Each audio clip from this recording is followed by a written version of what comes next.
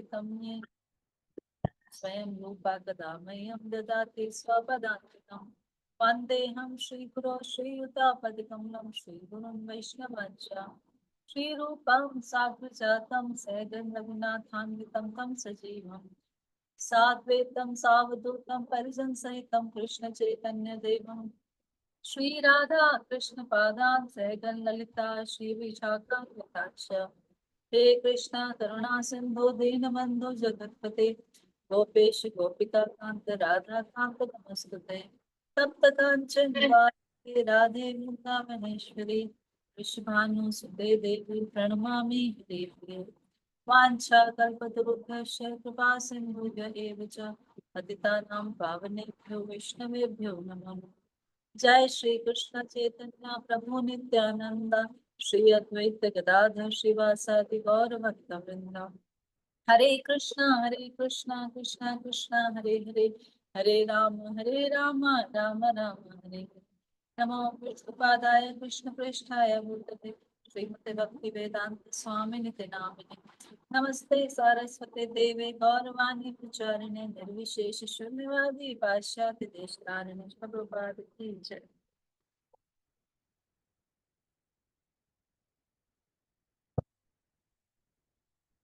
हरे कृष्ण। हम लोग पढ़ रहे थे चैप्टर 5 बलराम भगवान नित्यानंद बलराम की महिमाएं। तो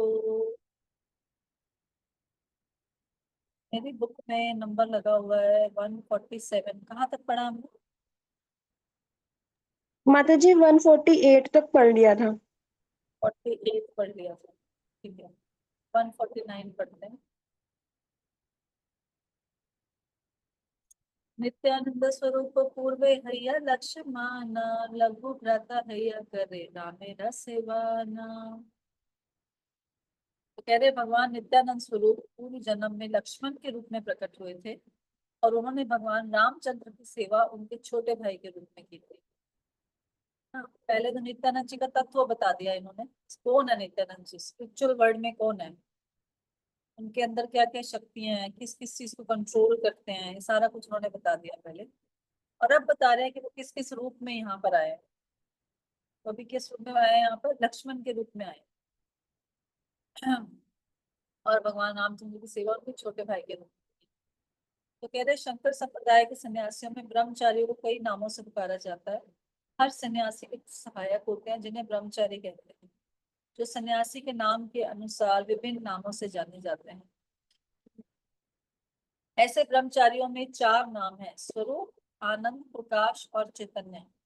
नित्यानंद प्रभु ब्रह्मचारी थे, उन्होंने कभी संन्यास नहीं लिया। ब्रह्मचारी के रूप में उनका नाम नित्यानंद स्वरूप था। अतः वे जिस सन्यासी के आश्रय में रह रहे थे उनका नाम शंकराचार्य संप्रदाय के तीर्थ या आश्रम में से होगा, क्योंकि ऐसे सन्यासी के सहायक ब्रह्मचारियों के नामों में से एक नाम स्वरूप है। तो पहले वो ब्रह्मचारी थे, फिर उन्होंने गृहस्थ आश्रम में चले गए वो। लेकिन संन्यास नहीं लिया उन्होंने कभी भी। तो यह नाम बता रहे कि ब्रह्मचारी को अलग अलग नामों से पुकारा जाता है, स्वरूप, आनंद, प्रकाश, चैतन्य। और जैसे परंपरा होती है ना, जिस परंपरा के अंतर्गत जो सन्यासी का जो शिष्य होगा उसका वैसे ही नाम हो जाएगा। जैसे भगवान चैतन्य महाप्रभु का नाम क्या पड़ गया? कृष्ण चैतन्य। वैसे उनका नाम निताई था ना, निमाई निमाई। तो लेकिन वो जिस परंपरा में उन्होंने संन्यास लिया वहां पर चैतन्य नाम दिया जाता है। अभी आगे आएगा, ये आगे बताएंगे इसको। तो इस तरह से नामों के बारे में बता रहे हैं। तो यहाँ भी प्रभुपाद जी तत्व बताने की कोशिश कर रहे हैं। आगे चलते हैं। रामेरे चरित्र सब दुखे रकारा न स्वतंत्र लीलाया दुख सहे न लक्ष्मण। श्रीपति माता जी पढ़िए।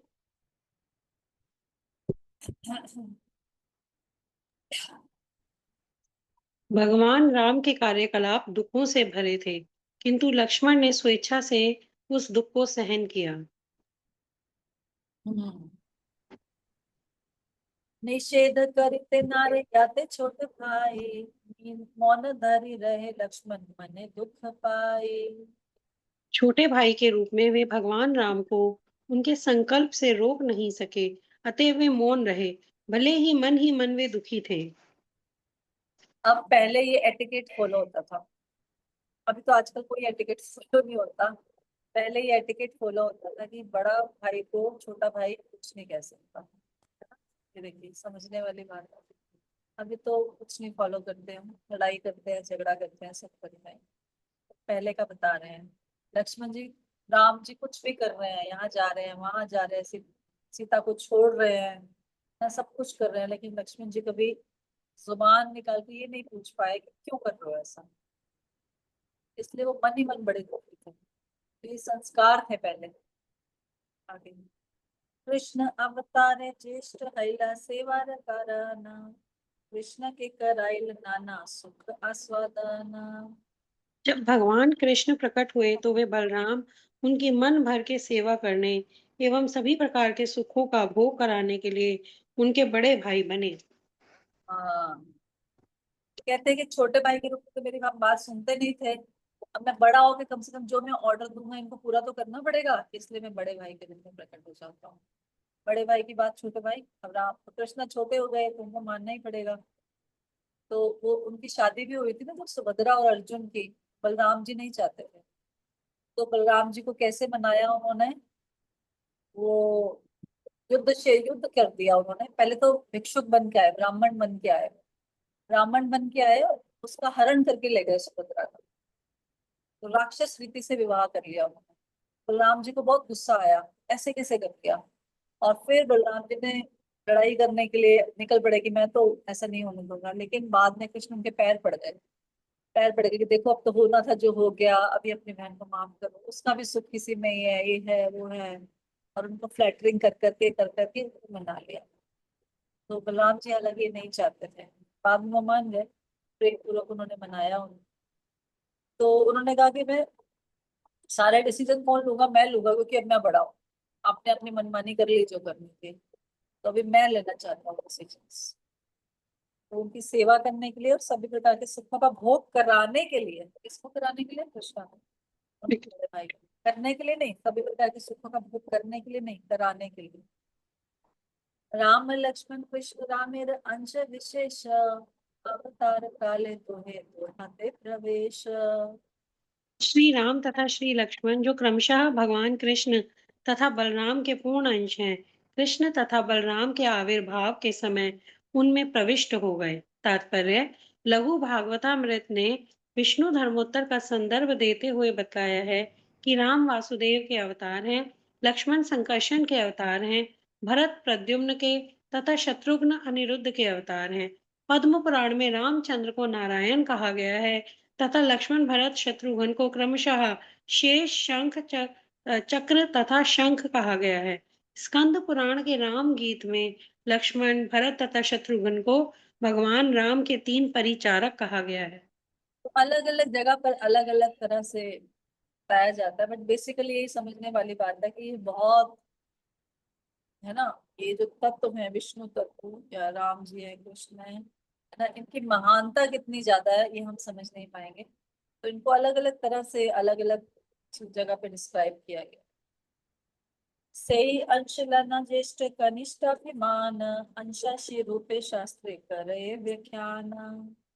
कृष्ण तथा बलराम छोटे और बड़े भाई के रूप में प्रकट होते हैं, किंतु शास्त्रों में उन्हें आदि भगवान तथा उनके अंश बतलाया गया है।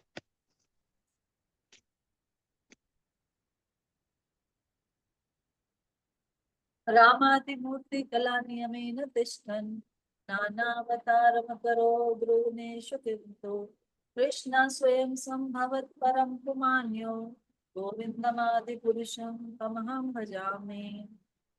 मैं उन आदि भगवान गोविंद की पूजा करता हूँ जो अपने विविध पूर्ण अंशों से विविध रूपों तथा भगवान राम आदि अवतारों के रूप में प्रकट होते हैं, किंतु जो भगवान कृष्ण के अपने परम मूल रूप में स्वयं प्रकट होते हैं। तात्पर्य, यह उद्धरण ब्रह्म संहिता का है। ये जो राम आदि है, अंश बताया गया है ना, लेकिन जो कृष्ण है वो अपने परम मूल स्वरूप में प्रकट होते हैं। चाहे पिछले श्लोक में इनको इनको भी अंश बताया गया है, बट है मूल भगवान, वही भगवान है जो स्वयं अपने ओरिजिनल रूप में आए। राम के लिए तुमको दूसरा रूप लेना पड़ा, लेकिन कृष्ण के रूप में वो ओरिजिनल रूप में है। ब्रह्म संहिता अगर हम पढ़ेंगे, ब्रह्म संहिता में अराउंड, मैं कल पढ़ रही थी ब्रह्म संहिता, क्योंकि वहां पर पुष्कर में हमें पढ़ाई गई वहां पर, तो 26-29 श्लोक है शायद उसमें, तो सिर्फ 5th चैप्टर मिला था। चैतन्य महाप्रभु जब गए थे वहां पे 100 चैप्टर्स थे ओरिजिनली, जब ब्रह्मा जी ने लिखी थी ब्रह्म संहिता, 100 चैप्टर्स, उसमें से सिर्फ 5th चैप्टर चैतन्य महाप्रभु को मिला था। उस 5th चैप्टर में भी बहुत सारे श्लोक है, हमें सिर्फ बीच में से पहला श्लोक, फिर 26 से लेके 52 श्लोक, सिर्फ इतने श्लोक हमें बताए जाते हैं कि हमें पढ़ना है और याद करना है उनको।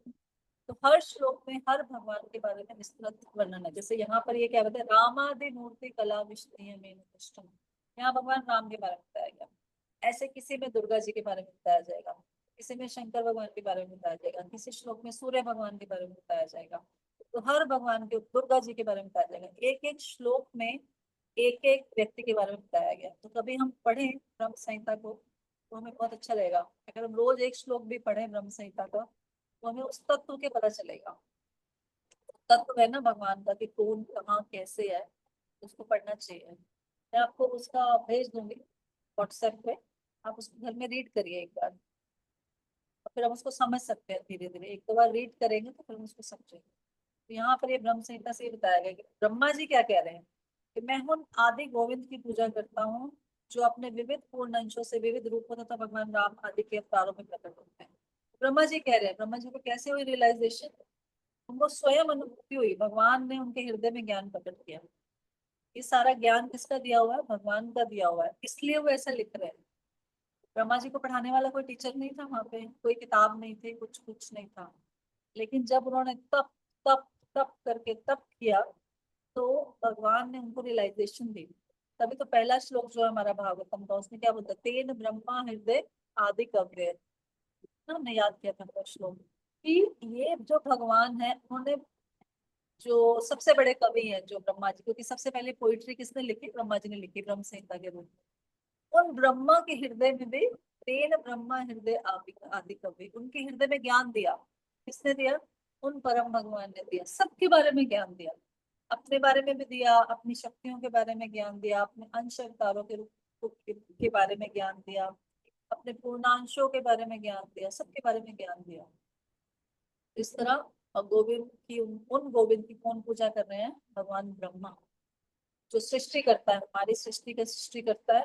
लेकिन वो भी किसकी वर्शिप कर रहे हैं, जिन्होंने, जो उस सृष्टि के मूल रचयिता है, फर्स्ट क्रिएटर, उनकी पूजा कर रहे हैं। वो कह रहे हैं मैं तो सेकेंडरी क्रिएटर हूँ, प्राइमरी क्रिएटर कौन है, भगवान गोविंद है, जिन्होंने ये सब कुछ बनाया। ठीक है, आगे चलो। श्री चैतन्य से कृष्ण नित्यानंद राम, नित्यानंद करे चैतन्य काम। भगवान चैतन्य ही भगवान कृष्ण हैं और श्री नित्यानंद भगवान बलराम हैं। भगवान नित्यानंद श्री चैतन्य महाप्रभु की सारी इच्छाओं को पूर्ण करते हैं। Yes. नित्यानंद महिमा सिंधु अनंत अपार, एक कण स्पर्शी मात्र से कृपा तहार। भगवान नित्यानंद की महिमाओं का सागर अनंत और अगाध है। केवल उनकी कृपा से ही मैं इसकी एक बूंद का स्पर्श कर सकता हूँ। आर एक शून्य तार विपर महिमा, अधम जीवेर चढ़ाइल उधर वसीमा। कृपया उनकी कृपा की दूसरी महिमा सुने। उन्होंने एक पतित जीव को सर्वोच्च सीमा तक ऊपर उठाया है। वेद गुया कथा ए अयोग्य कहिते, तथापि कहिए तार कृपा प्रकाशिते। इसे प्रकट करना उचित नहीं होगा, क्योंकि इसे वेदों के समान ही गुप्त रखना चाहिए। फिर भी मैं इसे कह रहा हूँ, जिससे उनकी कृपा सबको ज्ञात हो जाए। अब वो किसके बारे में वर्णन करेंगे, अपने बारे में कह रहे हैं ना, कि एक पतित जीव को कैसे उन्होंने सर्वोच्च सीमा तक ऊपर उठा दिया। कृष्णदास कविराज जी बताएंगे कि मैं कैसे भक्त बना, मैंने कैसे ये इतना बड़ा ग्रंथ लिखा, कैसे नित्यानंद जी की मुझ पर कृपा हुई। देखिए, हमें 2 पेज का कोई क्वेश्चन आंसर लिखना होता है, हमें कितनी मुश्किल होती है ना, बड़ा मुश्किल होता है लिखना, कैसे लिखें, क्या लिखें, एक वर्ड सही है कि नहीं सही है। उन्होंने कितनी सारी बुक्स लिख दी, इसलिए वो बोल रहे हैं कि, और उनकी एज भी कम नहीं थी, 80+ थे वो जब उन्होंने चैतन्य चेतामृत लिखी। इस बुढ़ापे में कोई व्यक्ति क्या तो सोचेगा, क्या बैठेगा, क्या उठेगा, क्या खाएगा, लेकिन उन्होंने इस बुढ़ापे में क्या लिखे, चैतन्य चेतामृत। तो वही कह रहे कि एक पतित जीव को उन्होंने क्या कर दिया, कहाँ तक उठा दिया। तो उनकी कृपा वर्णन करना, वैसे तो गुप्त रखना चाहिए, किसी की कृपा जब हम पर होती है तो उसको गुप्त रखना चाहिए, लेकिन कह रहे नहीं, मैं तो बताना चाहूंगा ताकि बाकी लोग इससे शिक्षा ले सकें कि भगवान की कृपा कितनी बड़ी होती है, तो वो इसलिए बताना चाहते हैं। उल्लास उपरिले को तोमार प्रसाद, नित्यानंद प्रभु मोर क्षमा अपराध। हे नित्यानंद प्रभु, मैं अत्यंत उल्लास के साथ आपकी कृपा के बारे में लिख रहा हूँ। कृपया मेरे इस अपराध के लिए आप मुझे क्षमा करें। अवधूत गोसाई एक वृत्ते प्रेम धाम, मीन कीर्तन रामदास भय तार नाम। नित्यानंद प्रभु के एक सेवक थे जिनका नाम श्री मीन केतन रामदास था, जो प्रेम के आगार थे। आमर आलय अहो रात्र संकीर्तन, ताहते आइला ते हूँ पान निमंत्रण। मेरे घर में अखंड संकीर्तन था, अतएव आमंत्रित किए जाने पर वे वहां पर आए। इनके भाई के घर में था एक्चुअली। महाप्रेममय तिन्हों वसिला अंगने, सकल वैष्णव तार बंदिला चरणे। भावजन्य प्रेम में निमग्न होकर वे मेरे आंगन में बैठ गए और सारे वैष्णव उनके चरणों में सिर झुकाकर प्रणाम करने लगे। कौन बैठ गए? नित्यानंद। नित्यानंद को आमंत्रित किया था, नित्यानंद वो आए और मेरे आंगन में बैठ गए और सारे वैष्णव उनको प्रणाम करने लगे। नमस्कार करिते कार उपदेते चढ़े, प्रेमे कारे वंशी मारे कहा इच्छा पड़े।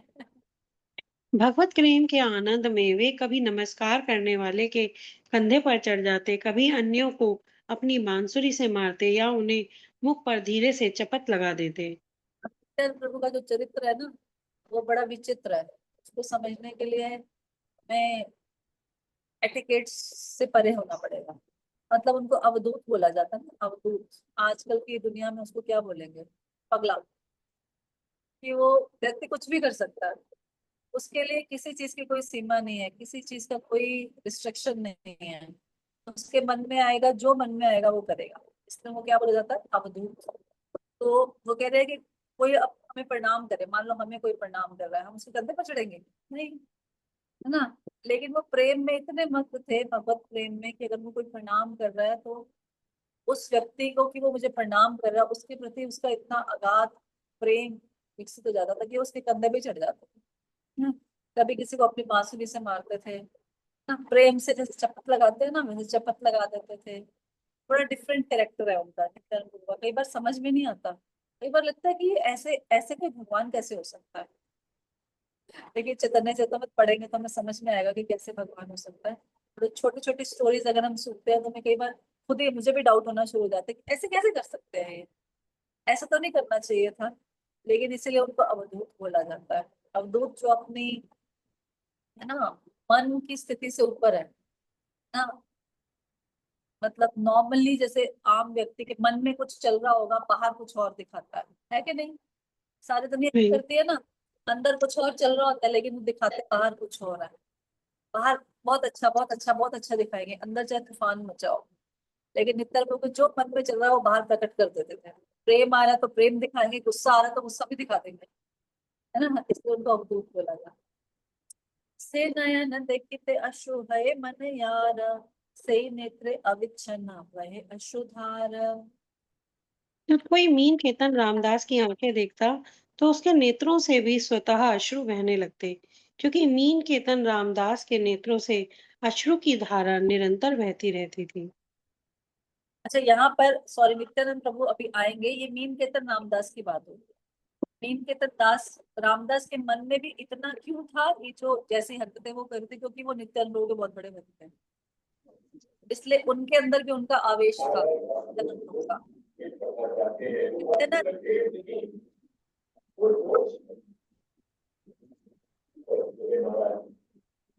श्री सुंदरी माता जी, आप म्यूट कर लो। तो यहाँ पर ये मीन केतन रामदास की बात कर रहे हैं और नित्यानंद प्रभु भी आएंगे, थोड़ी देर में आएंगे। लेकिन क्योंकि ये उनके बहुत बहुत बहुत बहुत बहुत शुद्ध भक्त है, तो वैसी ही हरकतें ये भी कर रहे हैं जैसे वो करते हैं। अभी देखना और भी क्या करेंगे। कह रहे मीन कीर्तन रामदास की कोई भी आंखें देखता है तो उनके नेत्रों से भी स्वतः अश्रु बहने लगते हैं। यही हाल नित्यानंद प्रभु का है। वो चैतन्य महाप्रभु जब कीर्तन करते थे तो उनकी आंखों से भी ऐसे अश्रु बहते थे, और वो कीर्तन में ऐसे निमग्न होकर गाना शुरू कर देते थे प्रेम के कारण, चैतन्य महाप्रभु के प्रेम के कारण। तो उनकी आंखों से भी अश्रुधारा निरंतर बहने लगती।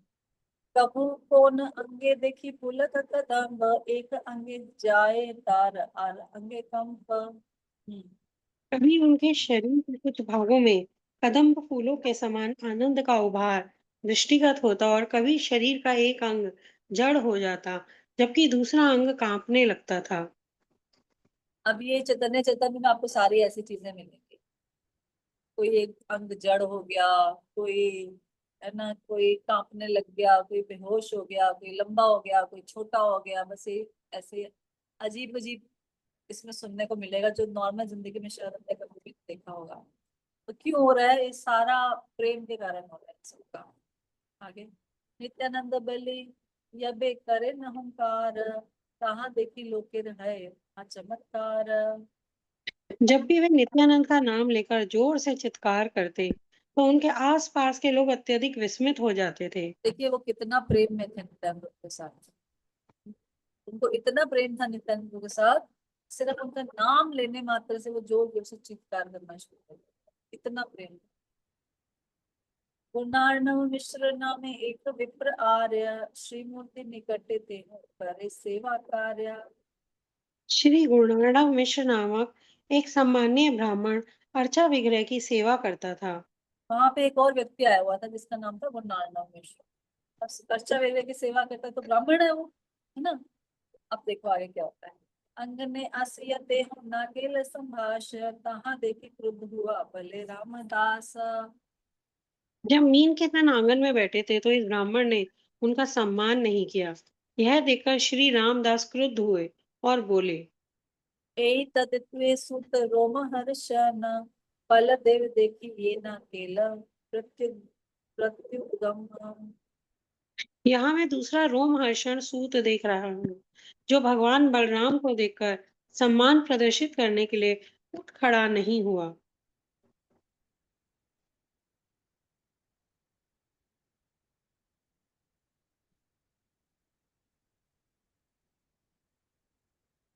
हालांकि यहाँ पर नित्यानंद प्रभु अभी आए तो नहीं है ना, किसी को लग रहा है नहीं, अभी नहीं है ना। नहीं, लेकिन अभी वो नहीं। क्या कह रहे हैं, एक्चुअली यहाँ पर मुझे लगता नहीं वो आएंगे। इनका कहने का मतलब ये है कि जो नित्यानंद जैसे होता है ना, प्राइम मिनिस्टर का जो सेवक होता है, उसको भी अगर हमारे सामने कोई प्राइम मिनिस्टर का सेवक आ जाता है तो हम कैसे उसका सम्मान करते हैं ना। इवन जो हमारे मिनिस्टर्स आते हैं छोटे छोटे से हमारे मंदिर में जब आते हैं, और मिनिस्टरों के भी चेले आते हैं आगे, कोई सेक्रेटरी होगा, कोई कुछ होगा, कोई कुछ होगा, तो हम उनका भी कितना सम्मान करते हैं जन्माष्टमी पे। उनको कितना रिस्पेक्ट देते हैं, क्यों? क्योंकि वो उस व्यक्ति से कनेक्टेड है ना। लेकिन यहाँ पर जो ये मीन केतन रामदास जी हैं, ये किससे कनेक्टेड है? अपने प्रभु नित्यानंद के जी। सेवक हैं। अब उनका सम्मान ना करना मतलब किसका सम्मान ना करना? नित्यानंद। अगर सर्वेंट को रिस्पेक्ट नहीं की जा रही, इसका मतलब आप मालिक की भी रिस्पेक्ट नहीं कर रहे। तो ये उनके मन में यही आया।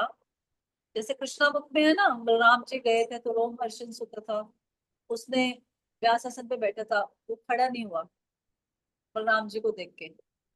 अब वैसे तो ये है कि व्यास आसन पर अगर कोई बैठा है और कोई वो आगे से आ रहा है तो वो उसको खड़ा नहीं होना चाहिए, क्योंकि वो व्यास देव जी का प्रतिनिधि है। सही बात है। जैसे क्लास लेक्चर चल रहा होता है, तो कोई छोटा से छोटा भक्त भी लेक्चर दे रहा होगा, मान लो कोई यंग डिवोटी है और कोई सीनियर डिवोटी आ गया, वो खड़ा नहीं होएगा। व्यास आसन से क्या करेगा? वो वहीं से प्रणाम करेगा उनको, क्योंकि उस समय वो किसको रिप्रेजेंट कर रहा है? व्यास देव जी को। व्यास आसन पे जो बैठा है वो व्यास देव जी को रिप्रेजेंट कर रहा है, तो वैसे उसको उठना नहीं चाहिए। लेकिन अगर कोई भगवान स्वयं आ जाए, क्या खड़े नहीं होंगे? हमारे गुरु आ जाएंगे, बताइए खड़े होंगे कि नहीं होंगे? होंगे। होंगे ना। गुरु ही अचानक से आ जाए। अभी मैं 2 वीडियो देख रही थी, आए हुए थे अभी 2 वीडियोस। राधानाथ स्वामी महाराज कौन से बोले, राधे श्याम प्रभु लेक्चर दे रहे थे और पीछे से अचानक से महाराज आ गए और वो बोल रहे हैं एकदम से, वो जंप मार के नीचे उतरे अपने व्यास आसन से, उन्होंने प्रणाम। महाराज ने बोला नहीं नहीं नहीं, बैठ जाओ, ये बैठ जाओ। एक और वीडियो में आया हुआ था, वो दूसरे महाराज कौन से हैं, वो जो बिल्कुल सॉफ्ट बोलते हैं, वो महाराज क्या नाम है, मैं भूल रही हूँ, उन्हीं के डिसाइपल है। तो वो भी बैठे हुए थे और सामने से साइड से महाराज आ गए, राधा महाराज की आदत है कि वो सबको अपने डिसाइपल्स को हक करते हैं बहुत। तो वो एकदम उछल के खड़े हो गए कि नहीं महाराज आप बैठिए, आप बैठिए। उन्होंने बोला नहीं नहीं, आप ही लेक्चर दो, मैं जा रहा हूँ। तो गुरु को देखकर एकदम क्या होता है, चाहे हमें पता है कि व्यास आसन पे बैठे हैं, चाहे जो भी है, लेकिन गुरु को देखकर हम बैठ नहीं पाएंगे, कोई नहीं बैठ पाएगा, नहीं बैठ पाएगा ना। ऐसे ही अब ये किसको रिप्रेजेंट कर रहे हैं, क्योंकि उनके सेवक है ना, बहुत पर्सनल सेवक है, उनको हकता है। तो ये किसको रिप्रेजेंट करे, नित्यानंद प्रभु को। अब अगर इनको कोई वो रिस्पेक्ट नहीं कर रहा, तो इसका मतलब वो नित्यानंद प्रभु को भी रिस्पेक्ट नहीं कर रहा। तो ये देखकर इनको गुस्सा आ गया और कह रहे कि मैं दूसरा रोम हर्षण सूत्र देख रही हूँ, क्योंकि जब भगवान बलराम गए थे तो रोम रोम हर्षण सूत्र वहां पर लेक्चर दे रहे थे एक सभा में। तो हालांकि उनको उठना नहीं था क्योंकि वे व्यासन में बैठे थे, लेकिन क्योंकि कौन आया, परम भगवान बलराम आया ना, वो तो उनको उठना चाहिए था ना, लेकिन वो नहीं उठे। बलराम जी ने एक तीला उठाया साइड से और उसकी गर्दन काट दी। बोले कि आपको एटिकेट नहीं है, आपको शिष्टाचार नहीं है। पढ़ी है ना कथा, पढ़ी होगी आपने कृष्णा बुक में, ना कि आपको शिष्टाचार नहीं है ना। अब सुनने में तो ये बात बड़ी अजीब सी लगती है कि क्यों काटा, ऐसे थोड़ी होता है, ये है वो है, बट वो शिष्टाचार सिखा रहे हैं। और उसके बाद फिर क्या हुआ, उन्होंने उनके पुत्र को गद्दी पर बिठाया। तो कौन थे उनके पुत्र, सूत गोस्वामी। और फिर उन्होंने बोला कि ये जो बोलेगा, अब उनकी सारी शक्ति मैं इनमें डाल देता हूँ, फिर ये जो करेगा, ये जो बोलेगा, जो वाणी होगी बहुत पावरफुल होगी। इसलिए आगे फिर सूत गोस्वामी जी ने भागवतम की चर्चा की है जाके। यहाँ पर ये बता रहे हैं कि मैं दूसरा रोमहर्षण सूत्र देख रहा हूँ, जो भगवान बलराम को देखकर सम्मान प्रदर्शित करने के लिए उठकर खड़ा नहीं। इत बलि नाचे गाए करे संतोष, कृष्ण कार्य करी विप्र ना करी लरोष। यह कहकर वे जी भरकर नाचने गाने लगे, किंतु वह ब्राह्मण क्रुद्ध नहीं हुआ, क्योंकि तब वह भगवान कृष्ण की सेवा में लगा था। तात्पर्य: मीन केतन रामदास नित्यानंद प्रभु के बहुत बड़े भक्त थे। जब वे कृष्णदास कविराज के घर में प्रविष्ट हुए, तो उस समय गुणार्वन मिश्र नामक पुजारी, जो उनके घर में स्थापित अर्चा विग्रह की पूजा कर रहा था, उसने उनका उचित सम्मान नहीं किया। ऐसी ही घटना नैमिषारण्य में ऋषियों की सभा में रोमहर्षण सूत के प्रवचन के समय घटी। भगवान बलदेव उस समय प्रविष्ट हुए, किंतु रोमहर्षण सूत व्यास आसन पर बैठे थे, अतः वे भगवान बलदेव को नमस्कार करने नीचे नहीं उतरे। गुणार्व मिश्र के आचरण से ऐसा लगा कि भगवान नित्यानंद के प्रति उसके मन में अधिक सम्मान नहीं था। यह बात मीन केतन रामदास को बिल्कुल अच्छी नहीं लगी। इस कारण मीन केतन रामदास की मनोवृत्ति भक्तों द्वारा कभी निंदित नहीं होती। और सोचने में लग सकता है कि क्या हो गया, वो तो पूजा में लगा था ना, अर्चना में, जरूर थोड़ी क्यों आपको सम्मान दे, है ना। बात तो सही है कि वो तो पूजा अर्चना कर रहा है, लेकिन पूजा अर्चना भी कर रहे हैं तो जिनकी पूजा अर्चना कर रहे हैं उनसे और उनसे रिलेटेड जितने भी लोग होते हैं वो क्या होते हैं, तदीय वस्त्र होती है ना। एक श्लोक है ना, कौन सा श्लोक है वो, हाँ, अनुकी कृष्णानुशीलनम, क्या है, अन्याभिलाषिता शून्य ज्ञान कर्म आदि अनावृतम आनुकूले कृष्णानुशीलनम, आनुकूले कृष्णा। तो यहाँ पर कृष्णा के बारे में हमें सिखाया जाता था भक्ति शास्त्र में। कृष्णा का क्या मतलब है, कृष्ण का मतलब सिर्फ कृष्ण नहीं है, कृष्ण का मतलब है कृष्ण, कृष्ण के भक्त, कृष्ण से रिलेटेड जितने भी वस्तुएं हैं वो सब कृष्णा में आते हैं। कृष्ण, कृष्ण की पूजा अर्चना की सामग्री, कृष्ण के भक्त, कृष्ण के तदीय वस्तुएं, कृष्ण के पहनने का सामान, जो भी कृष्ण की सेवा में यूज हो रहा है, वो सब कुछ अनुकूलेन कृष्णानुशीलनम, उन सबको अनुकूल करना पड़ेगा। तीव्रेन भक्ति उत्तम, ये ऐसी भक्ति कौन सी होती है? उत्तम भक्ति होती है। तो उत्तम भक्ति की परिभाषा यही है, अनुकूलेन कृष्णा। तो यहाँ पर भगवान की अर्चा भी करेंगे तो पूजा कर रहे हो, बट उन्हीं भगवान के डायरेक्ट रिप्रेजेंटेटिव अगर सामने आया तो प्रणाम नहीं किया तो ये क्या हो जाता है? अपराध हो जाता है। इसीलिए इस कारण से ये मीन केतन रामदास की ये मनोवृत्ति भक्तों द्वारा कभी निंदित नहीं होती कि ऐसे ही बिना बात के उनको। तो वैष्णव कल्चर बड़ा स्ट्रॉन्ग है, इसको समझने के लिए ना इसमें बहुत सूक्ष्म बातें होती है। Etiquettes, respect, culture of respect, एक होता है कल्चर ऑफ रिस्पेक्ट, है ना। तो जो अ, बड़े हुए एडवांस डिवोटीज होते हैं, वो एक रिस्पेक्ट देना एक नव दीक्षित भक्त का कर्तव्य है ना। हम सबका कर्तव्य क्या है कि जो हमारे सीनियर्स हैं, हमारे जो ना परम जो भक्त होते हैं, आचार्यस होते हैं हमारे, उनको एक एक प्रॉपर रिस्पेक्ट देना। अगर हम ऐसा नहीं करेंगे तो हमारे आचरण में क्या होगा? त्रुटि जाएगी। यहाँ पर ये कथा से यही पता चलता है किस प्रकार सम्मान देना चाहिए सीनियर्स को कैसे सम्मान देना चाहिए। इसीलिए हमारा, मैं पहले भी बताया था, हमारा दिल्ली टेम्पल बहुत फेमस है इसके लिए, क्योंकि वो सब क्या करते हैं, जितने भी डिवोटीज वहां पर आते हैं तो बहुत रिस्पेक्ट देते हैं, बहुत ज्यादा, उनकी बहुत सेवा करते हैं, अपने सारे कार्यों को छोड़कर उनकी सेवा करते हैं।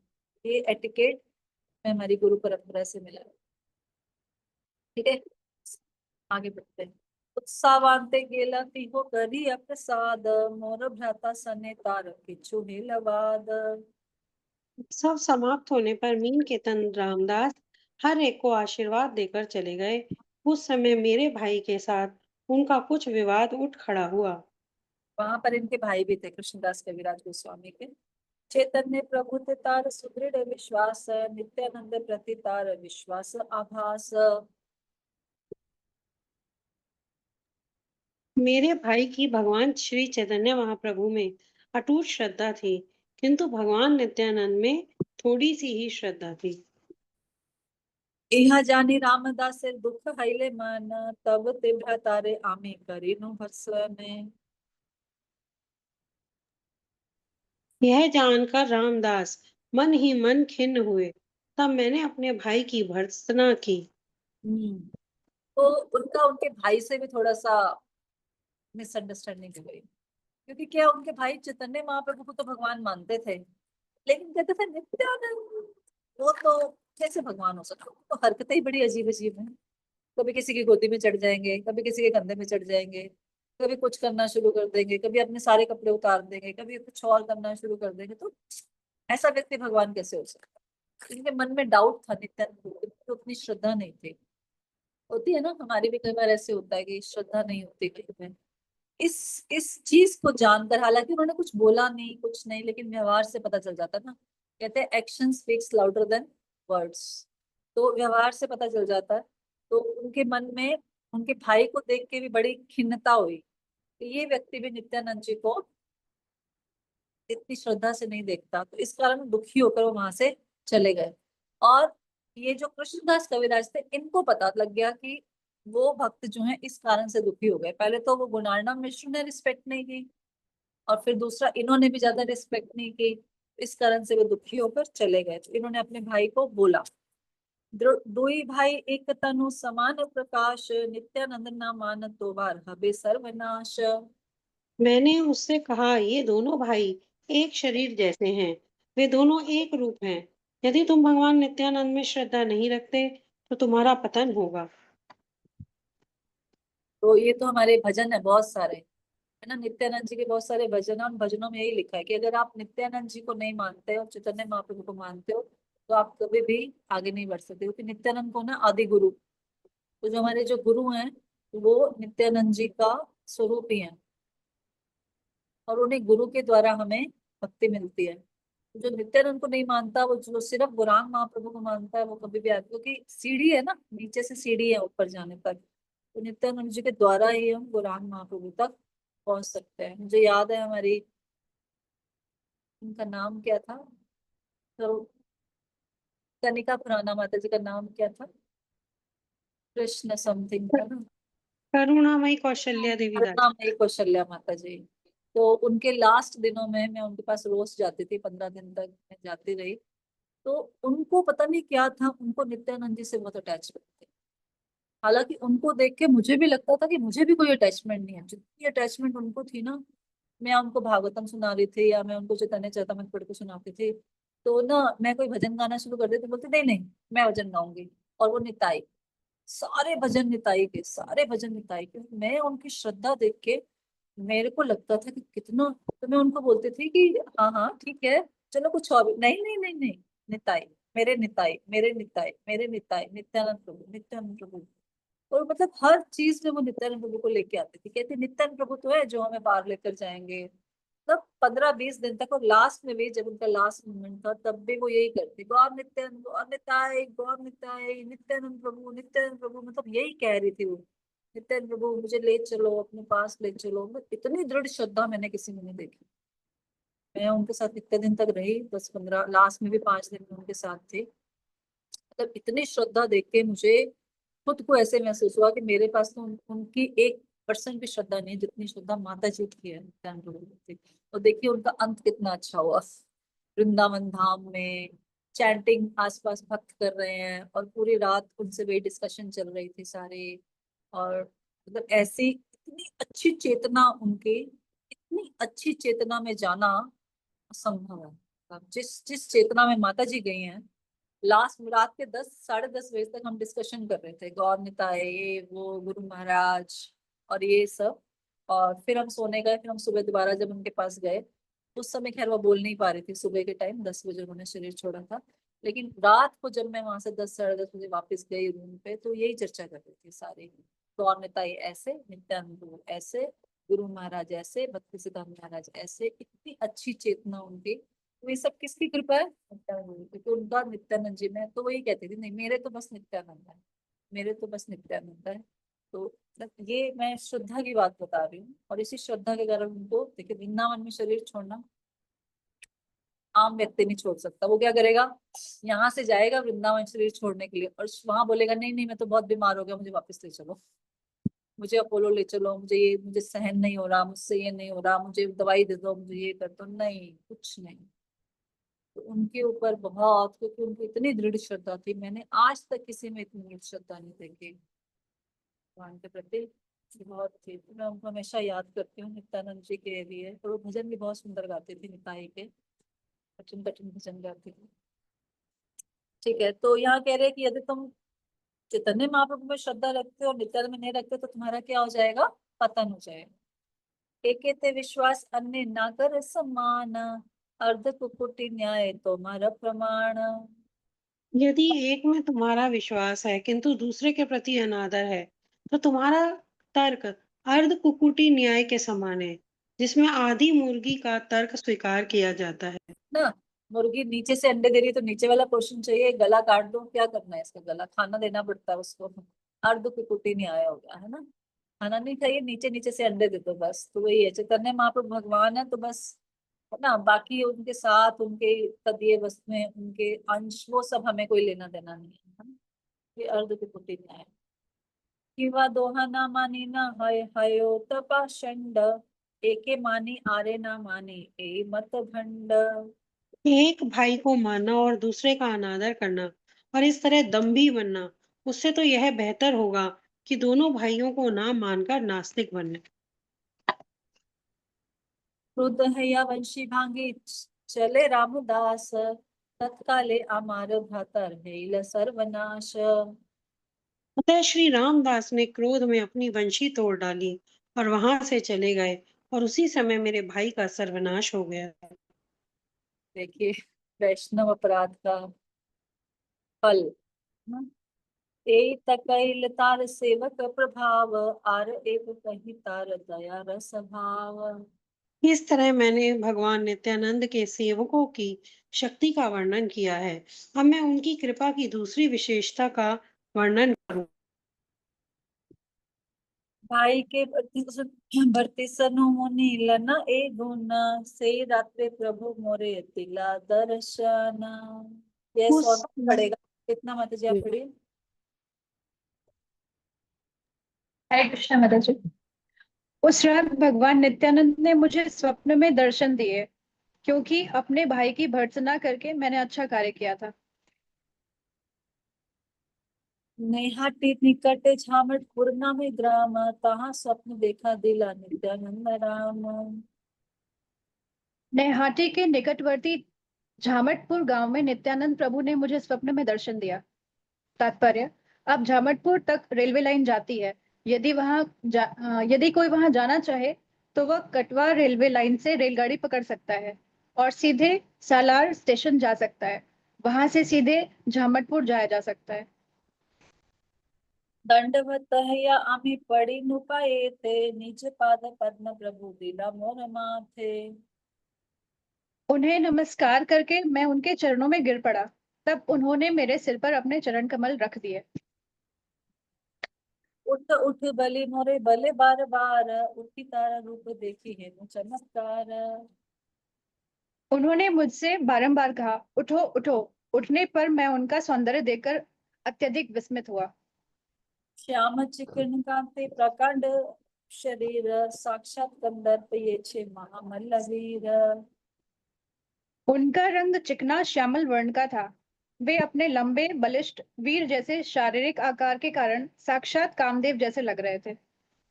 सुगलित हस्त पद कमल नयन, पट वस्त्र शिरे पट वस्त्र परिधान। उनके हाथ, बाहें तथा पांव अत्यंत सुंदर थे और उनकी आंखें कमल के फूलों जैसी थीं। वे रेशमी वस्त्र पहने थे और उनके सिर पर रेशमी पगड़ी थी। सुवर्ण कुंडल करने स्वर्णादन रंग वाला, पाए तेन पुर बाजे कंठे पुष्पमाला। वे कानों में सोने के कुंडल पहने हुए थे और उनके बाजूबंद तथा कंगन सोने के थे। वे अपने पांवों में रुंझुन करती पायल तथा अपने गले में फूलों की माला धारण किए हुए थे। चंदन लेपित अंग तिलक सुठाम, मत गज जिनि मत मंथर पयाना। उनका शरीर चंदन से लेपित था और वे तिलक से सुशोभित हो रहे थे। उनकी चाल मदमत्त हाथी को लजाने वाली थी। कोटि चंद्र जिनि मुख उज्ज्वल वरण, दाडिंब बीज सम दंत तांबुल चवर्ण। उनका मुखमंडल करोड़ों चंद्रमाओं से भी अधिक सुंदर था और पान खाने के कारण उनके दांत अनार के दानों जैसे लग रहे थे। प्रेम मत अंग डाहिने वामे दोले, कृष्ण कृष्ण बलिया गंभीर बोल बले। उनका शरीर इधर उधर दाएं बाएं हिल रहा था, क्योंकि वे प्रेम में मग्न थे। वे गंभीर वाणी से कृष्ण कृष्ण उच्चारण कर रहे थे। रांगा यष्टि हस्ते दोले ये न मत सिंह, चारे पाशे वेड़ी आचे चरण भृंग। उनके हाथ में उनकी लाल छड़ी हिल रही थी, जिससे वे मदमत्त सिंह की तरह लग रहे थे। उनके चरणों के चारों ओर भौरे मंडरा रहे थे। आपने एक फोटो देखी होगी, इस्कॉन में पिक्चर है नित्यानंद प्रभु की, नीली ड्रेस में ऐसे स्टेटस है, उनके हाथ में छड़ी भी है। सिंगल फोटो है नित्यानंद प्रभु का, उसे पूरा ही डिस्क्रिप्शन किया गया। पारिषद गण देखी सब गोप वेशे, कृष्ण कृष्ण कहे सब सब प्रेम आवेशे। उनके भक्त ग्वाल बालों की तरह वस्त्र धारण किए हुए थे और उनके चरणों को अनेक भौरों की तरह घेरे हुए थे। वे प्रेमावेश में मग्न होकर कृष्ण कृष्ण उच्चारण कर रहे थे। शिंगावंशी बाजाए केहे केहे नाचे गाए, सेवक यो गाए तांबुल चामर ढुलाए। उनमें से कुछ सिंगा तथा वंशी बजा रहे थे और शेष नृत्य गान कर रहे थे। कुछ पान अर्पित कर रहे थे और कुछ उन्हें चामर डुला रहे थे। सिंग होता है ना, जो भैंस का सींग होता है, आपने बलराम जी को देखा होगा, उनके यहाँ पे हमेशा वृंदावन में साइड पे ढूंढते हैं उसको, तो शिंग में से भी आवाज आती है बहुत सुंदर, इसलिए वो शिंग से बजाते थे पहले, तो वही अभी यहाँ पर भी शिंग और वंशी है। नित्यानंद स्वरूप रे देखिया वैभव, किबा रूप गुण लीला आलोकित सब। इस प्रकार मैंने श्री नित्यानंद स्वरूप में ऐसा ऐश्वर्य देखा। उनके अद्भुत रूप, गुण और लीलाएं सब अलौकिक हैं। आनंदे विहल आमे किछु नहीं जानी, तबे हासी प्रभु मोरे कहिले रवानी। मैं दिव्य आनंद से विभोर था और कुछ भी नहीं जान पा रहा था। तभी प्रभु नित्यानंद हंसे और मुझसे इस प्रकार बोले। आरे आरे कृष्णदास ना कर रह भय, वृंदावन यहाँ ता सर्वलंब है। अरे कृष्णदास, तुम डरो नहीं, वृंदावन जाओ, क्योंकि वहां तुम्हें सब कुछ प्राप्त होगा। एत बलि प्रेरिला मोरे हाथ सानि दिया, अंतर ध्यान केला प्रभु नीच गण लमा। यह कहकर उन्होंने अपना हाथ हिलाकर मुझे वृंदावन की ओर निर्देशित किया। फिर वे अपने संगियों समेत अंतर्धान हो गए। तो उनको सपने में उन्होंने निर्देश दिया कि अब आपको क्या करना है, फ्यूचर प्लान दे दिया।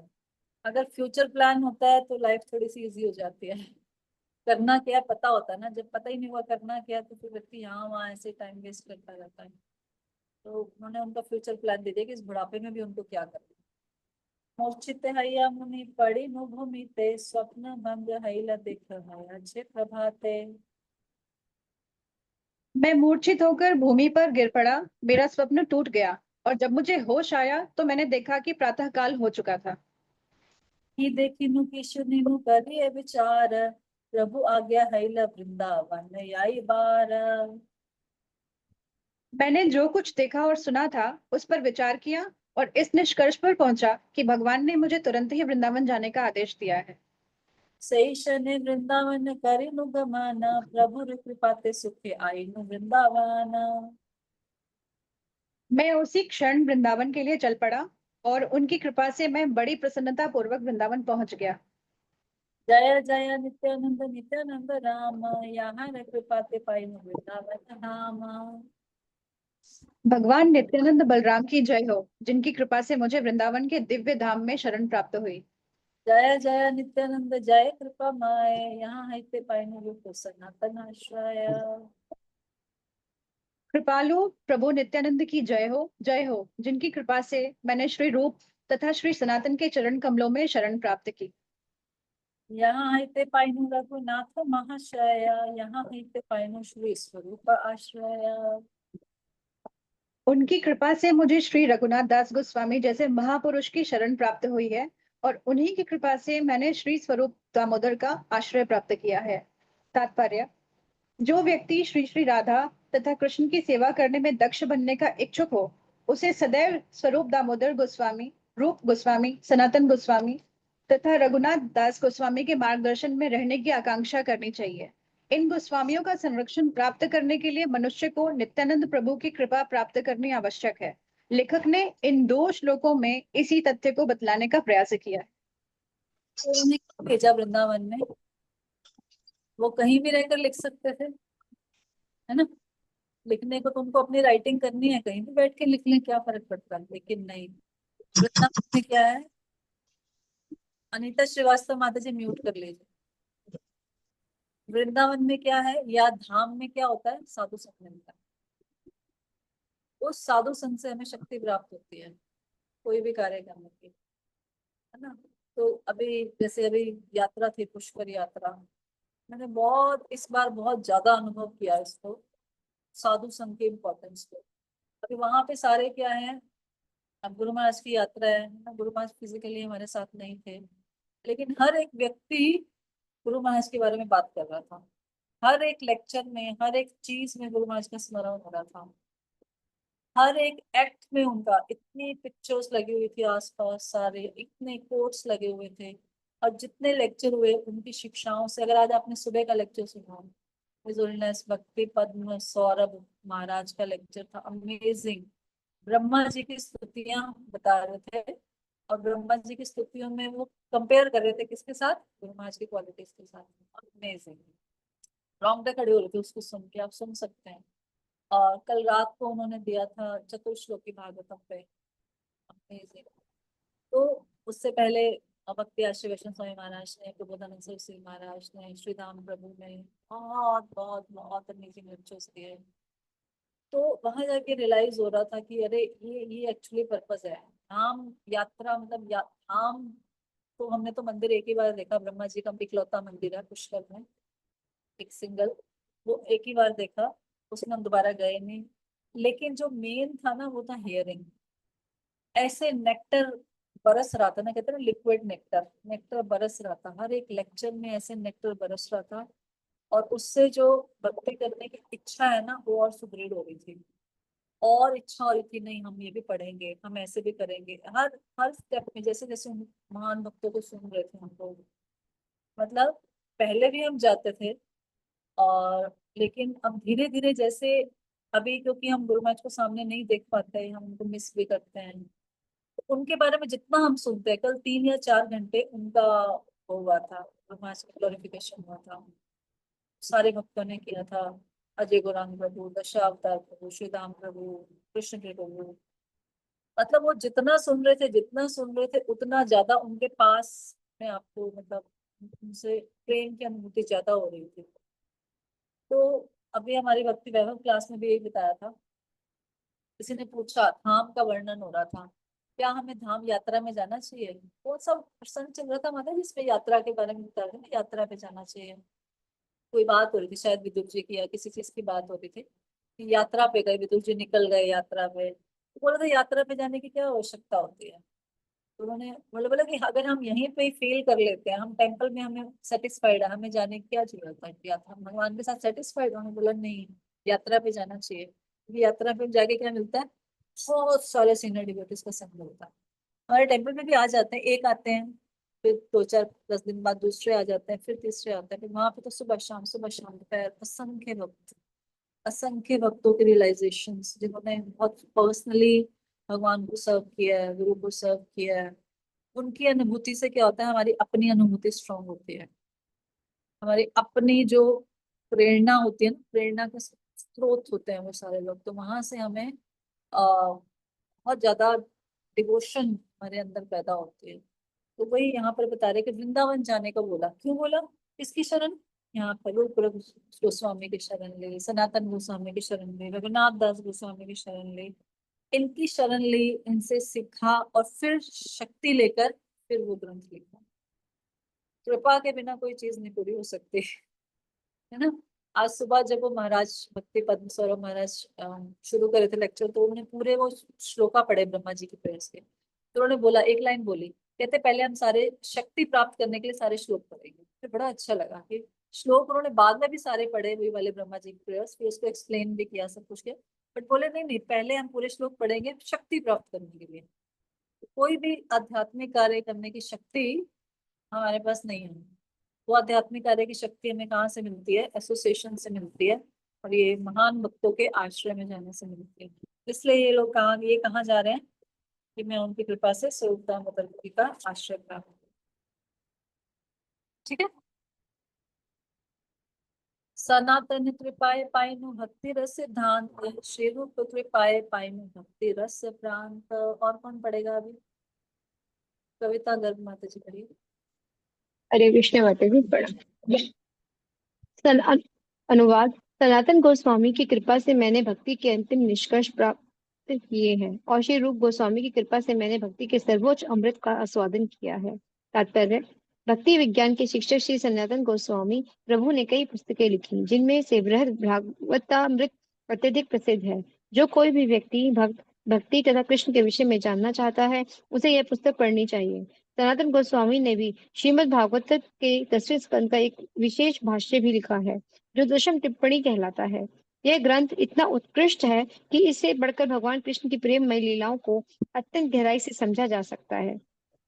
सनातन गोस्वामी कृत एक अन्य पुस्तक है हरि भक्ति विलास, जो सभी वर्ग के वैष्णवों, वैष्णव गृहस्थों, वैष्णव ब्रह्मचारियों, वैष्णव वानप्रस्थियों तथा वैष्णव सन्यासियों के लिए एक विधि विधानों को बताने वाली है।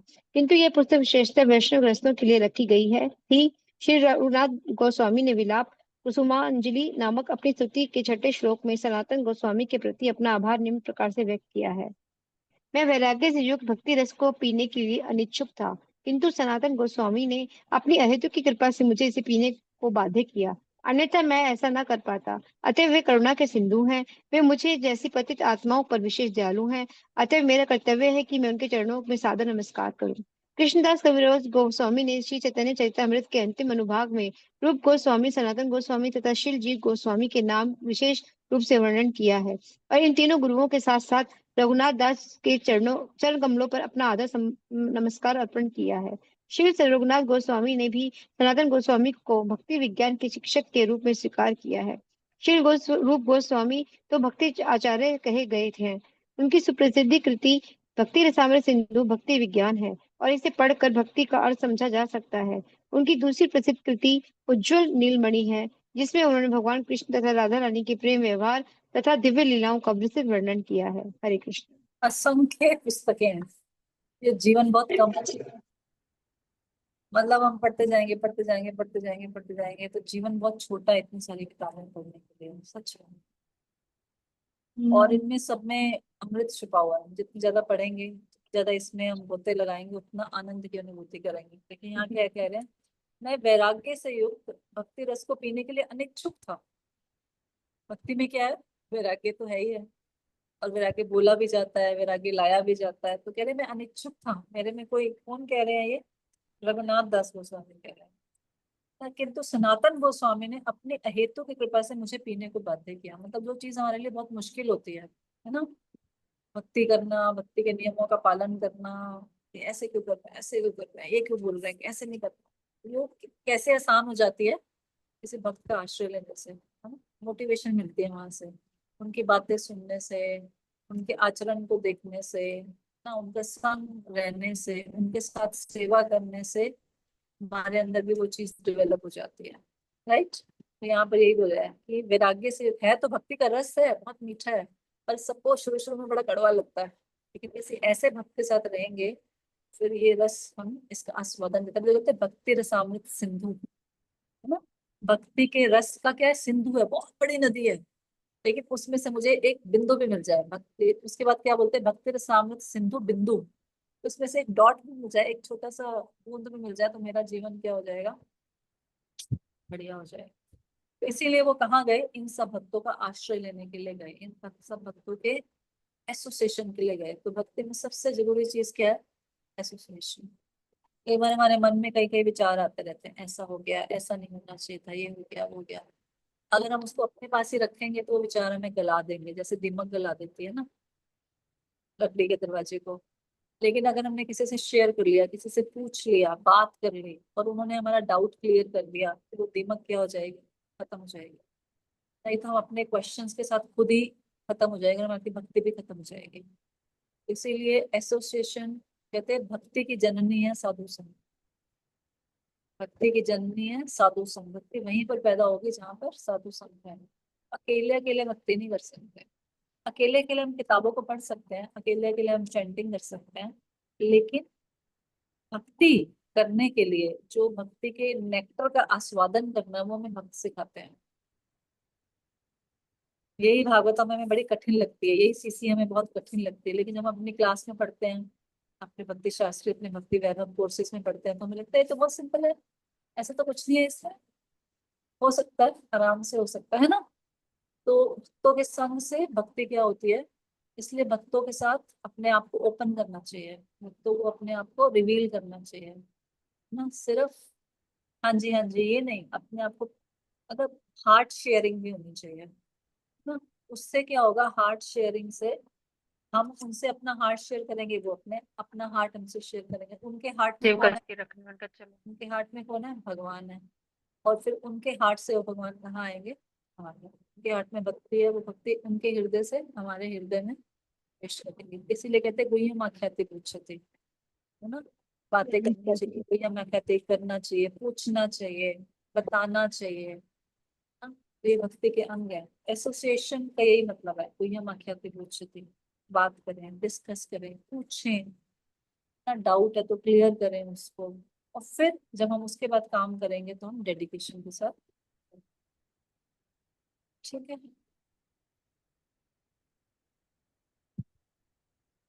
जय जय नित्यानंद चरण अरविंद, यहाँ हईते पाइन श्री राधा गोविंद। अनुवाद। भगवान नित्यानंद प्रभु के चरणार बिंदों की जय हो, क्योंकि मैंने उनकी कृपा से श्री राधा गोविंद को प्राप्त किया है। तात्पर्य। श्री नरोत्तम दास ठाकुर, जो अपनी काव्य कृति प्रार्थना के लिए विख्यात हैं, उन्होंने अपनी एक प्रार्थना में शोक व्यक्त किया है, भगवान नित्यानंद कब मुझ पर कृपा करेंगे, जिससे कि मेरी सारी भौतिक इच्छाओं को भूल सकूंगा। श्री नरोत्तम दास ठाकुर पुष्टि करते हैं कि जब तक मनुष्य शरीर तथा इंद्रियों की आवश्यकताओं को पूरा करने की भौतिक इच्छाओं से मुक्त नहीं हो जाता, तब तक वह भगवान कृष्ण के दिव्य धाम वृंदावन को समझ नहीं सकता। वे इसकी भी पुष्टि करते हैं कि 6 गोस्वामियों के निर्देश का पालन किए बिना कोई राधा तथा कृष्ण के प्रेम व्यवहारों को नहीं समझ सकता। एक अन्य श्लोक में नरोत्तम दास ठाकुर ने कहा है कि नित्यानंद प्रभु के हेतु की कृपा के बिना कोई राधा तथा कृष्ण की लीलाओं में प्रवेश नहीं कर सकता। ये श्लोक तो हमारे लिए है। ये बोल रहे हैं, नित्यानंद प्रभु की कृपा से, नित्यानंद प्रभु की कृपा से हमने राधा गोविंद को प्राप्त किया। हमारे साथ भी ऐसा हुआ था जब हमारे ये नहीं था, मतलब हमारे डिटीज नहीं थे, तो हमारे एक डिवोटी होते थे दिल्ली टेम्पल में कोई, तो उनके पास पंच तत्व थे। जो भी हमारे पास पंच तत्व है ना, वो उनको यूएस जाना था। वो हमारे अच्छे फ्रेंड थे, तो वो बोले कि आप ये हमारे डिटीज रख लोगे थोड़े दिन के लिए। हमने कहा रख लेंगे, और आप इनकी सेवा कर दो, मैं यूएस से वापस आके ले लूंगा। तो वो हमें डिटीज दे गए। फिर वो आए 1 2 3 4 5 महीने के बाद, जब भी आए वो बोले मेरे डिटेल्स दे दो। प्रभु जी बोले अब तो मैं नहीं दूंगा। अब तो ये हमारे पास ही रहेंगे। और फिर तब से ये हमारे मंदिर में है, और उन्हीं की कृपा से हमें राधा गोविंद देव जी का आश्रय मिला। सही बात है ना। पहले पंच तत्व आए, और फिर उनकी सेवा अर्चना शुरू हो गई। पहले हमारे घर में रुके थोड़े दिन तक, फिर मंदिर में प्रभु जी ने बोला नहीं मंदिर में हम इनको सेवा करेंगे, फिर वो मंदिर में चले गए। फिर उनकी कृपा से ही राधा गोविंद देव जी प्रकट हुए। जगाई मदाई है ते मुनि से पापिष्ठ, पुरी शेर पीठ है ते मुनि से लगिष्ठ। अनुवाद। मैं जगाई तथा मधाई से भी अधिक पापी हूँ और मल के कीट से भी अधिक तुच्छ हूँ। मोर नाम सुने ये तार पुण्य क्षय, मोर नाम लय ये तार पाप है। अनुवाद। जो भी मेरा नाम सुनता है उसके पुण्य कर्मों के फल नष्ट हो जाते हैं और जो मेरा नाम लेता है वह पापी बन जाता है। कौन बोल रहे हैं? कृष्णदास कविराज अपने बारे में बोल रहे हैं। मैं इतना अधम हूँ कि जो भी मेरा नाम लेता है ना, वो हालांकि अभी उन्होंने चैतन्य चेतामृत लिखनी है या लिखी है जो भी है, लेकिन वो अपने आप को बहुत नीच मान रहे हैं और कह रहे सिर्फ नित्यानंद की कृपा से मैं ये कर पाया। एमन निग्रहण मोरे कृपा, केवल कृपा करे, एक नित्यानंद बिनु जगति भीतरे। अनुवाद। इस जगत में नित्यानंद के बिना मुझ जैसे घृणास्पद मनुष्य पर कौन अपनी दया प्रदर्शित कर सकता था।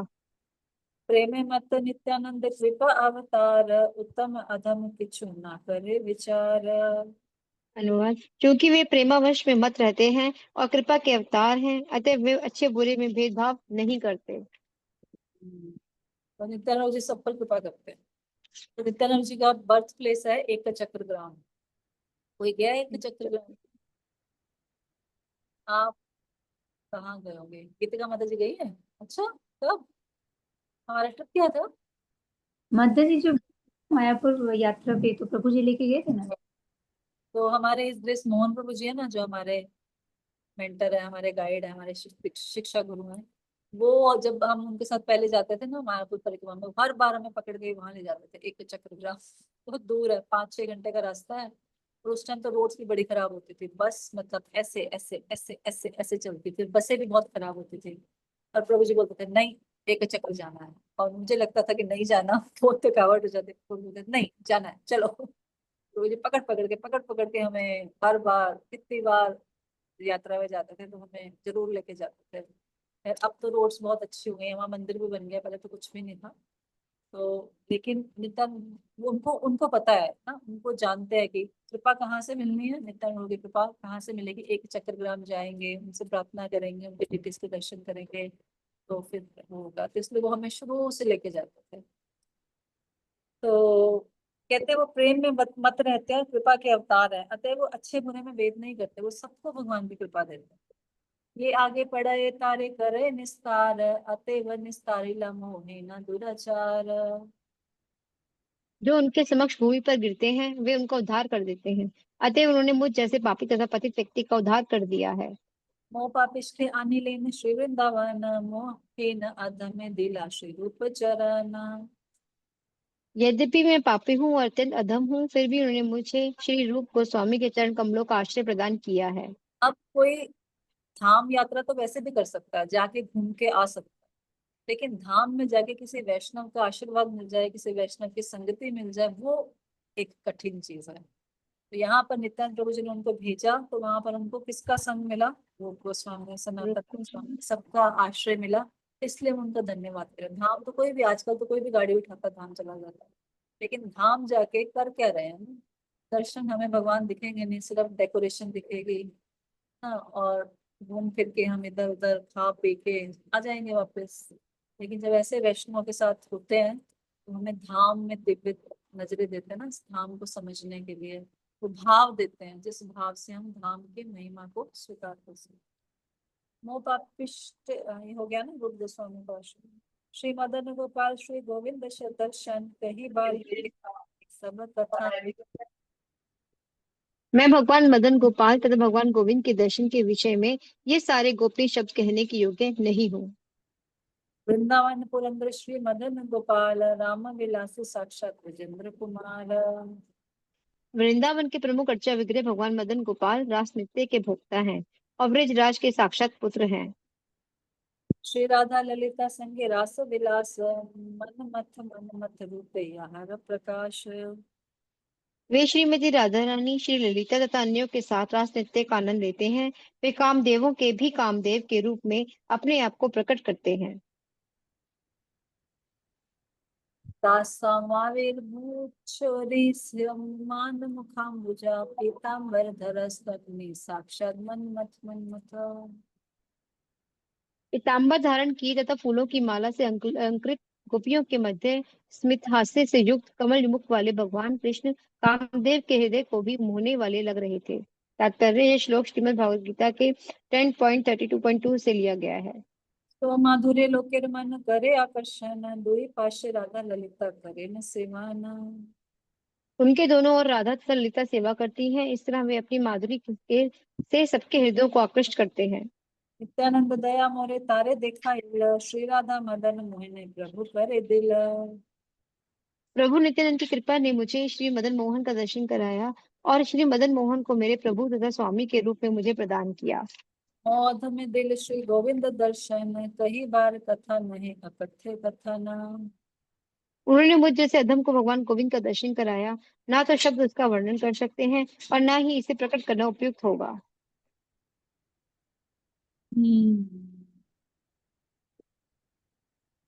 ठीक है, आज यही समाप्त करते हैं। किसी को कुछ कहना है तो कह सकते हैं।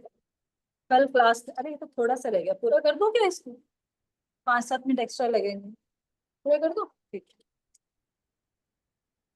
वृंदावने योग पीठे कल्प तरु बने रत्न मंडप ताहे रत्न सिंहासन श्री गोविंद वसिया छिन वृजेंद्र नंदन माधुर्य प्रकाशी करेन जगत मोहन। कल तरुओं के वन के मध्य वृंदावन के प्रमुख मंदिर में रत्नों से बनी वेदी पर ब्रजराज के पुत्र भगवान गोविंद रत्नों के सिंहासन पर बैठे हुए हैं और अपनी पूर्ण महिमा तथा माधुरी को प्रकर्षित करते हुए संपूर्ण जगत को मोहित कर रहे हैं। वाम पार्श्व श्री राधिका सखी गण संगे रासा दिव्य लीला प्रभु करे तप्त रंगे। उनकी बाई और श्रीमती राधा रानी और उनकी निजी सखियां हैं। भगवान गोविंद उनके साथ रासलीला तथा अन्य अनेक लीलाओं का आनंद लेते हैं। यार ध्यान निज लोके करे पद्मासन अष्टादशाक्षर मंत्रे करे उपासना। अपने लोक में कमल आसन पर बैठे हुए ब्रह्मा जी सदैव उनका ध्यान करते हैं और दशाक्षर मंत्र से उनकी पूजा करते हैं। तात्पर्य: ब्रह्मा जी अपने लोक में वहां के निवासियों के साथ भगवान गोविंद के स्वरूप अर्थात कृष्ण की पूजा 18 शब्दों वाले मंत्र से करते हैं, जो इस प्रकार: कलिम कृष्णाय गोविंदाय गोपी जन वल्लभाय स्वाहा। जिन लोगों ने एक प्रमाणिक गुरु से दीक्षा ले रखी है और जो दिन में 3 बार गायत्री मंत्र का जप करते हैं, वे इस 18 अक्षर वाले मंत्र को जानते हैं। ब्रह्मलोक तथा उससे नीचे वाले लोकों के निवासी इसी मंत्र का ध्यान करते हुए गोविंद की पूजा करते हैं। ध्यान तथा कीर्तन में कोई अंतर नहीं है, किंतु वर्तमान युग में इस ग्रह पर ध्यान करना संभव नहीं है। अतएव हरे कृष्ण जैसे महामंत्र का जोर जोर से उच्चारण करने के साथ ही दशाक्षर मंत्र का मंद उच्चारण करने की संस्तुति की जाती है। ब्रह्मा जी सर्वोच्च लोक के ब्रह्मलोक तथा सत्यलोक में रहते हैं। हर लोक का एक अधिष्ठाता देव होता है। जैसे सत्यलोक के अधिष्ठाता देव ब्रह्मा जी हैं, इसी तरह स्वर्ग के इंद्र, सूर्य लोक में सूर्यदेव, विवस्वान अधिष्ठाता देव हैं। हर लोक के निवासी तथा अधिष्ठाता देवताओं को ध्यान या कीर्तन द्वारा गोविंद की पूजा करने की संस्तुति की जाती है। तो ये बता रहे हैं इसको गायत्री मंत्र बोलते हैं, कई तरह की गायत्रियां होती हैं। तो ये ब्रह्म गायत्री है। तो कह रहे हैं कि गायत्री जो होती है उसको जोर जोर से नहीं करते, जैसे हमारे स्कूलों में या बाहर ओम भूर्भुवः स्वः, वो नहीं करना चाहिए। गायत्री कभी भी जोर जोर से नहीं करते। गायत्री एक ऐसा मंत्र, यहाँ पे लिखा मंद स्वर में करने के उच्चारण करते। गायत्री हमेशा मन में करते हैं, तो जो ऊंचा ऊंचा बोल के करते हैं। गायत्री एक ऐसी चीज है जिसके बारे में वेदों में भी बताया गया कि ऐसे मंत्रों का उच्चारण केवल अपने तक सीमित रहना चाहिए, बाहर। क्लास चल रही है। ये प्लीज म्यूट कर लीजिए, कौन है सैमसंग SM। तो गायत्री को कभी भी ऊंचा ऊंचा नहीं करना चाहिए, यहाँ भी देखिए बताया जा रहा है। हरे कृष्ण महामंत्र को ऊंचा ऊंचा करना चाहिए। इस मंत्र में कोई भी अपराध नहीं लगता, लेकिन बाकी सारे मंत्रों का अगर ढंग से उच्चारण नहीं होगा, गलत उसमें होगा, तो वो अपराध है। 14 भुवन यार सबे करे ध्यान, वैकुंठ आदि पूरे यार लीला गुण गान। 14 लोकों के सारे लोग उनका ध्यान करते हैं और वैकुंठ लोक के सारे निवासी उनके गुणों तथा लीलाओं का गायन करते हैं। बोलो। यार माधुरी ते करे लक्ष्मी आकर्षण, रूप गोसाई करिया छेन से रूप वर्णन। उनकी माधुरी से लक्ष्मी जी आकर्षित हो जाती हैं, जिसका वर्णन श्री रूप गोस्वामी ने इस प्रकार किया है। तात्पर्य, श्री रूप गोस्वामी ने अपने लघु भागवतामृत में पद्म पुराण से उद्धरण दिया है, जिसमें बतलाया गया है कि लक्ष्मी देवी भगवान कृष्ण के आकर्षक रूप को देखकर उनकी ओर आकृष्ट हुई थी और भगवान कृष्ण की कृपा प्राप्त करने के उद्देश्य से वे उनके ध्यान में लग गई थी। तब कृष्ण ने उनसे पूछा कि वे इतने संयम से क्यों ध्यान करती हैं। तो लक्ष्मी देवी ने उत्तर दिया, मैं वृंदावन की गोपियों की तरह आपकी संगिनी बनना चाहती हूँ। यह सुनकर भगवान कृष्ण ने कहा कि ऐसा होना बिल्कुल असंभव है। तब लक्ष्मी देवी ने कहा कि वे भगवान के वक्ष स्थल पर स्वर्ण रेखा के रूप में स्थित रहना चाहती हैं। भगवान ने यह प्रार्थना स्वीकार कर ली और तब से लक्ष्मी जी सदैव उनके वक्ष स्थल पर स्वर्ण रेखा के रूप में स्थित है। श्रीमद् भागवत में भी लक्ष्मी देवी की तपस्या तथा ध्यान का उल्लेख मिलता है, जहाँ कालिया नाग की पत्नियों ने कृष्ण की स्तुति करते हुए यह कहा था कि लक्ष्मी जी भी गोपी के रूप में उनका सानिध्य और उनके चरण कमलों की धूल चाहती है। लक्ष्मी जी भगवान की रासलीला में प्रवेश करना चाहती हैं, लेकिन नहीं कर पाती, क्योंकि वो अपना ऐश्वर्य नहीं छोड़ पाती। गोपियां माधुर्य भाव में है, तो भगवान के साथ केवल माधुर्य भाव में जाया जा सकता है। तो लक्ष्मी जी का ऐश्वर्य नहीं छूटता, है ना। तो आराम, ना कंफर्ट, ज्वेलरी, ये वो सब वो नहीं छोड़ना चाहती, इसलिए वो नहीं प्रवेश कर पाती। और सिर्फ भगवान ने, क्योंकि यहाँ भगवान के यहाँ पर एक सोने की मतलब गोल्डन हेयर है, यहाँ पर वक्ष स्थल पर भगवान के गोल्डन हेयर है, वो लक्ष्मी जी फिर वहां पर निवास करते हैं। स्मेराभंगी त्रय परिचिता साची विस्तीर्ण दृष्टि वंशी न्यस्ताधर किशलायाम जिला चंद्र के न गोविंदाख्यम हरे तनुमित केश तीर्थोपकंडे माँ प्रेक्षिणा शस्त्र यदि सखे बंधु संज्ञस्ति रंगे। मैं पढ़ती हूँ। हे मित्र, यदि तुम अपने संसारी मित्रों के प्रति वास्तव में आसक्त हो तो यमुना तट पर केशी घाट में खड़े भगवान गोविंद स्मित हास्य युक्त मुखमंडल कर मत देखना। नेत्रों से कटाक्षपात करते हुए अपने होठों पर बांसुरी धारण करते हैं, जो नव पल्लव के समान प्रतीत होते हैं। उनका त्रिभंगा में दिव्य शरीर चांदनी में अत्यंत उज्ज्वल प्रतीत होता है। तो ये एक भक्ति साम्य सिंधु में से एक लिया गया श्लोक, जिसमें कह रहे हैं कि अगर आप उनसे आकृष्ट हो गए तो पूरी दुनिया आपकी वैसे ही छूट जाएगी, है ना। तो अगर आपको पूरी दुनिया से प्रेम है ना, तो उनके पास मत जाना। केशी घाट पर गोविंद देव जी खड़े हैं, वहां मत जाना, क्योंकि आप उनसे आकृष्ट हो जाओगे तो पूरी दुनिया आपकी छूट जाएगी, फिर आप किसी के लायक नहीं रहोगे, हाँ। इसलिए यहाँ पर ऐसा बोला जा रहा है। तो आप इसके ये तात्पर्य पढ़ लेना, पढ़ सकते हैं ना, सब घर पे पढ़ लेंगे ना थोड़े से। हाँ जी। साक्षात ब्रजेंद्र सुत इथे नाही आन, ये बा आज्ञा करे तारे प्रतिमाहीन नान। निस्संदेह वे साक्षात ब्रजराज के पुत्र हैं, जो मूर्ख हैं वही उन्हें मूर्ति मानते हैं। वो साक्षात भगवान है, वो केवल मूर्ति नहीं है ना। तो उनको जो मूर्ति मानता है वो मूर्ख है। उस अपराध के कारण में कभी मुक्त नहीं हो सकता, वस्तुतः वह घोर नरक में जा पड़ेगा। इससे अधिक में क्या। ठीक है। तो यहाँ पे इसमें बता रहे हैं कि भगवान अलग अलग तरीके से भगवान रूप लेते हैं। कोई मिट्टी, धातु, पत्थर, काष्ठ की मूर्ति के रूप में, कोई फोटो, चित्र, लेकिन उसमें और भगवान में कोई भी अभिन्नता नहीं है, वो एक ही है। चाहे वो फोटो हो, चाहे वो किसी चीज की मूर्ति बने, भगवान कुछ चीजें ग्रहण करते हैं और उनमें अपने आप को, जैसे सूर्य किरण की शक्ति को शक्तिमान सूर्य से पृथक नहीं किया जाता, अतः भौतिक शक्ति भगवान से भले ही पृथक प्रतीत हो, किंतु दिव्य रूप में वह भगवान से अभिन्न होती है।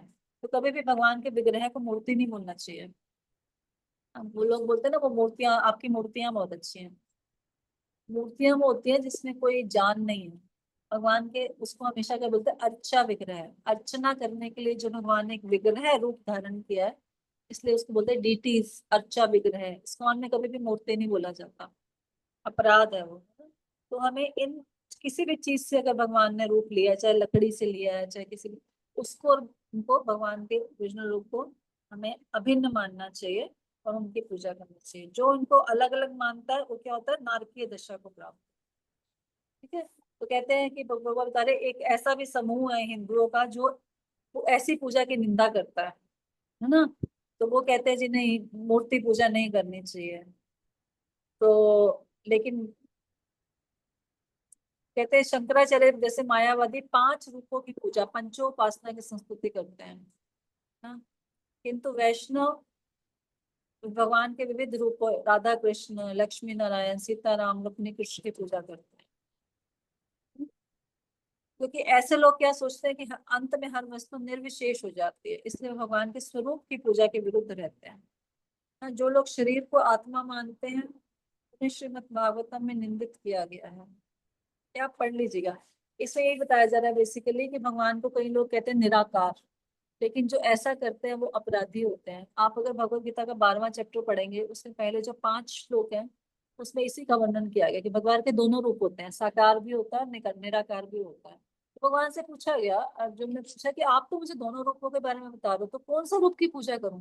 भगवान ने कहा दोनों ही ठीक है, लेकिन साकार रूप की पूजा इजी है और साकार रूप से आप इजिली मेरे पास आ जाओगे। अभी किसी का इमेजिन करना कितना मुश्किल है ना, इमेजिनेशन। अगर वही रूप हमारे सामने है, उसको देखकर हम उससे प्रेम कर सकते हैं, सब कुछ कर सकते हैं। हवा से प्रेम थोड़ी कर सकते हैं।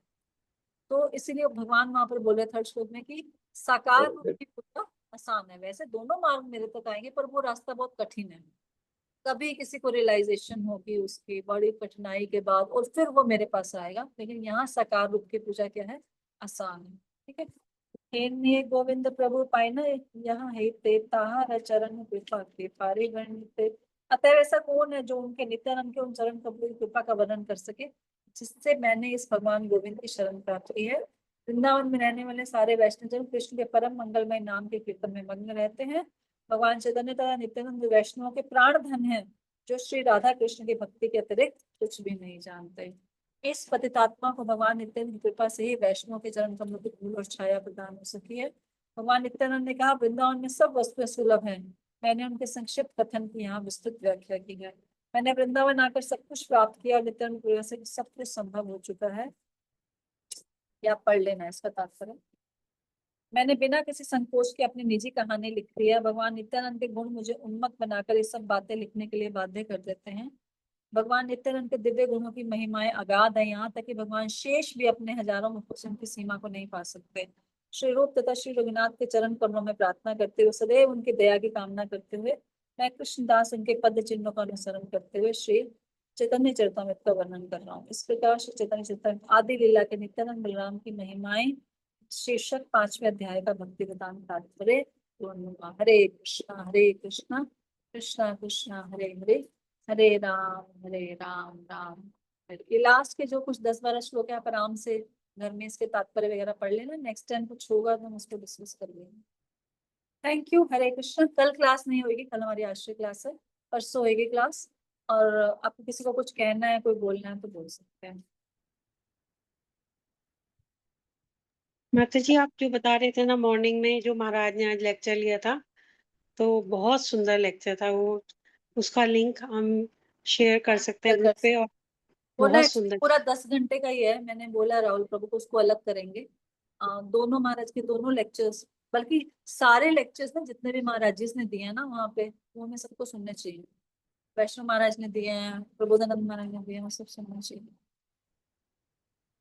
ठीक है, थैंक यू वेरी मच। हरे कृष्णा। प्रभुपाद की जय, अनंत कोटि की जय, चैतन्य चरितमृत की जय, कृष्ण की जय। हरे हरे कृष्ण। तो हम सभी माता जी का धन्यवाद करेंगे। एक बार हरे कृष्ण हरे महामंत्र कृष्ण। बोलते हैं। हरे कृष्णा हरे कृष्णा कृष्णा कृष्णा हरे हरे हरे राम राम राम हरे हरे। प्रभुपाद की जय। हरे कृष्ण।